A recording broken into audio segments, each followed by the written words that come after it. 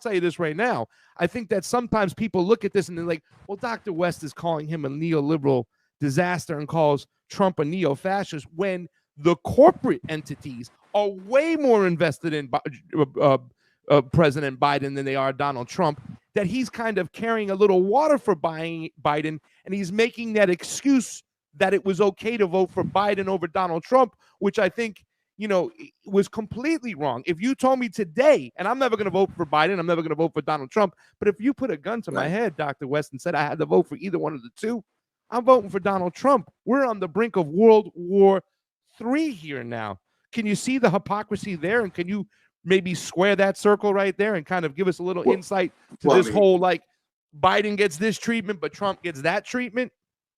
Yeah, I mean, one is that we could have been on the brink of World War III with Trump too. Anybody who's head of a militaristic and aggressive empire can lead the world toward war. It could have been with North Korea. I mean, there's all kinds of different possibilities in that regard. So that if we use solely the possibility of nuclear holocaust, nuclear exchange, the head of any empire, when it comes to the most powerful empire in the history of the world, the United States, it could be Trump or Biden in that regard. No, I think part of the difference here is the difference between a catastrophe and a disaster is that I think you would have to acknowledge that when it comes to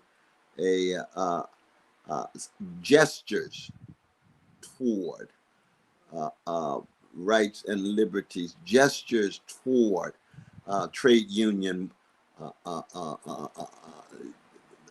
activities, gestures toward trying to deal with voting rights and trying to deal with gerrymandered voting patterns, you see, that the disastrous Democratic Party rhetorically, symbolically, but at times even concretely, are able to move in the direction toward those Black voters and toward those trade unionists and so forth than was Trump. What I mean by, see, the problem is that both of these parties have such a vicious dimension of them that they do look so similar. It looks similar. Take to the brothers right now in Jenkins and Park in Mississippi. Parties look similar. Look similar on the West Bank, in the Middle East. Parties look similar. If you're arguing that Trump is better than Biden across the board, given his attempts to reshape government, viciously attack immigrants, viciously attack Black folk, viciously attack progressives like yourself and myself as leftists, always Marxists and communists and so forth, then that's a different kind of argument. I mean, I think the important thing is to build an alternative to both.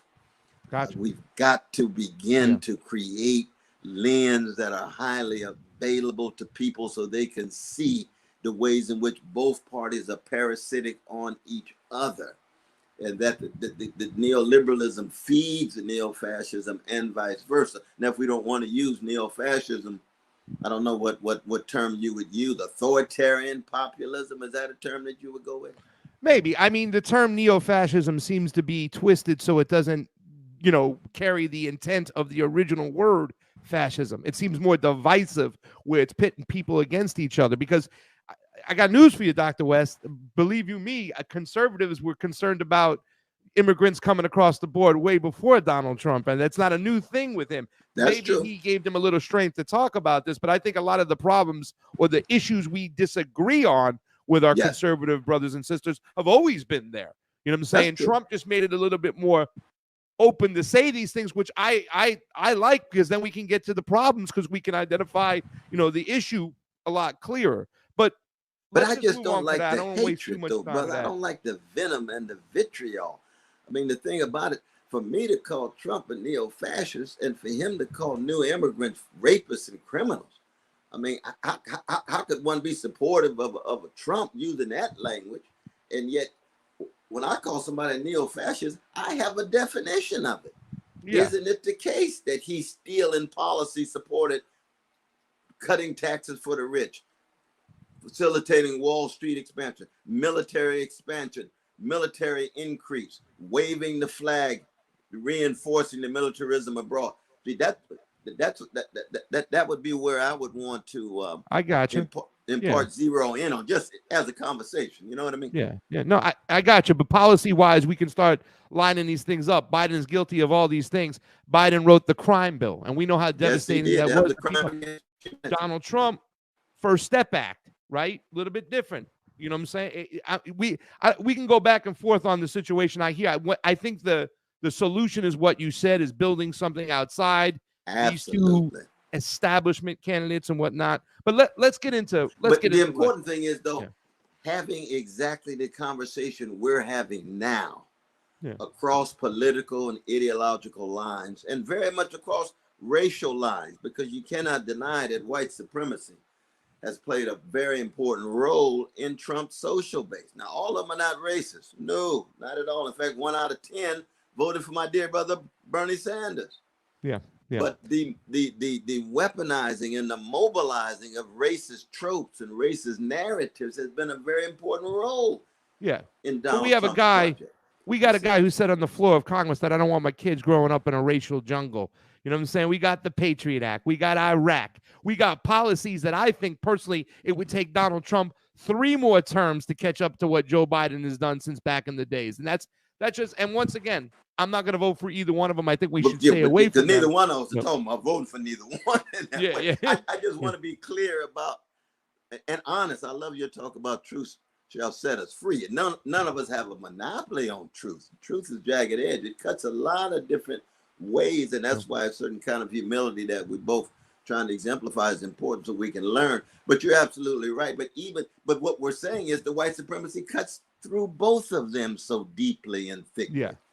And bottom line, at the end of the day, Donald Trump mentioned that we should disband NATO, and Joe Biden has strengthened it. And if we have World War III, then nothing else matters. That should be the number one issue on the table right now, is avoiding nuclear holocaust. And Joe Biden, I thought, has brought us a lot closer to that, especially with the people he's picked, the Blinkens, the Sullivans, the Victoria Nuland. But yes. Well, no, the Nulands was in the Trump administration too, right there, connected to Ukraine. I mean, part of the continuity of the two parties is precisely manifest in how he got rid of her, though. He did fire her. Parties doing different administration. Yeah, he did fire. Well, let's get into, because I want to talk a little bit about the same language we kind of use towards the neo-fascists, the problem I think you could have, and I'm glad you explained that. But I'm a little bit bothered by that same language towards Vladimir Putin. Putin's a thug. Putin's a gangster. I mean, if you're going to be the president of the United States, how are you going to sit down with a man across from you who you're supposed to getting rid of nuclear weapons and try to convince him of that? How are you going to talk peace when you're saying, and I want the plain and simple, this question: did Vladimir Putin have a choice to do what he did in Ukraine? Because I don't think people are kind of really talking about the crux of what's going on. I don't know if people understand. Do you think that Vladimir Putin had a choice to not go into Ukraine? Well, I appreciate the question, though, brother, because I mean, you got a number of different levels here. First thing to keep in mind is that you've got American imperial provocation with the promise that NATO would not move 1 inch toward Russia. The American empire reneged on that promise. A number of decades later now, 13, 14 countries are now part of NATO, which were formerly associated with the Soviet Union. So it's very clear that that is a massive provocation. I've said on many, many, many occasions that if there were missiles in Mexico or Canada, the United States government would blow them to smithereens. Why? Because empires behave that way, and America is an empire. Now, there's no equivalency between the Russian Empire and the American Empire in terms of power. There's no doubt about that. There's no equivalency at all. But at the same time, there's also the fact of coming out of the KGB and a whole host of other trajectories of Putin himself, maybe calling him a gangster, or calling him I've never used the word thug, calling him a gangster might be viewed as just some kind of symbolic gesture to the liberal and neoliberal circle. But I'm concerned about Russian brothers and sisters, just like I'm concerned about Ukrainian brothers and sisters, just like I'm concerned about anybody else. And when you have mechanisms of repression anywhere, I'm going to call that into question, so that you have provocation. We're not moving an inch. 14 countries now with U.S. missiles right on the borders of the Russian Empire. Putin's back is against the wall. Now, I view invasion and occupation of any country, the violation not just of national sovereignty, I view it as a crime against humanity. So that the question becomes, you got a larger U.S. American imperial backdrop, pushes the Russian Empire against the wall. He responds with this invasion and occupation. And what do I call for? Ceasefire, stop the war, sitting down with Putin, sitting down with the Chinese, sitting down with the Turks, sitting down with the Ukrainians to generate a diplomatic strategy or diplomatic process to stop the suffering. I am concerned about the suffering of Ukrainian brothers and sisters. I'm in solidarity with the Russians who are actually going against the war, because that takes courage. But that doesn't mean that we downplay the role of the American imperial project. NATO historically has been an instrument of American imperial power, of American global power. That doesn't mean that Putin doesn't take some responsibility.